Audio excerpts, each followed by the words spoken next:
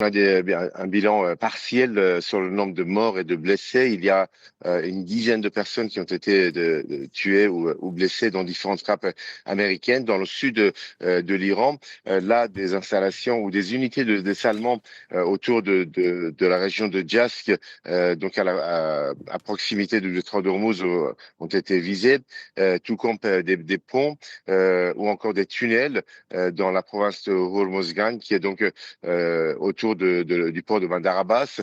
D'autres installations, également des centrales électriques, ont également été visées. Donc, une intensification des frappes américaines contre des cibles de plus en plus civiles, mais aussi militaires.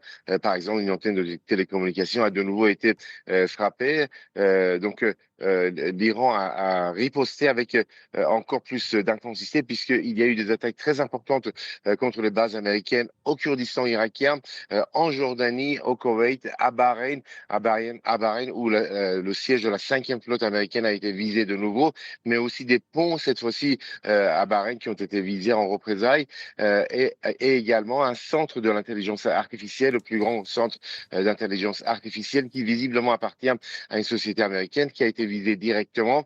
Et pour la première fois, il y a eu une attaque directement contre une base américaine en Arabie Saoudite. Donc, on assiste à une extension du conflit avec une intensification des frappes de part et d'autre. Quelle est la situation, Siavosh, dans le détroit d'Ormuz? Les gardiens de la révolution affirment que 2 tankers ont sauté sur les mines. Absolument. Alors, on ne sait pas exactement si c'est de tankers qui tentaient de traverser le détroit par la partie sud, c'est la partie omanaise, avec le soutien des États-Unis, donc ont été touchés par des mines, ou bien ce sont des missiles et des drones iraniens qui les ont touchés. En tout cas, ce que communiquent les gardiens de la révolution, ils affirment que ces deux navires sont en feu dans une région où il y aurait des mines. Et donc, les gardiens de la Révolution affirment qu'aucun navire désormais n'a le droit de traverser le détroit, puisque quatre autres navires qui tentaient de traverser le détroit ont été visés par une attaque simultanée à l'aide de missiles et de drones. Et ces quatre navires sont stoppés dans le golfe, dans le détroit d'Ormuz, donc à l'entrée du détroit. Ils voulaient tenter de quitter la zone pour aller en mer d'Oman et puis dans l'océan Indien. Pour Téhéran, le détroit est totalement fermé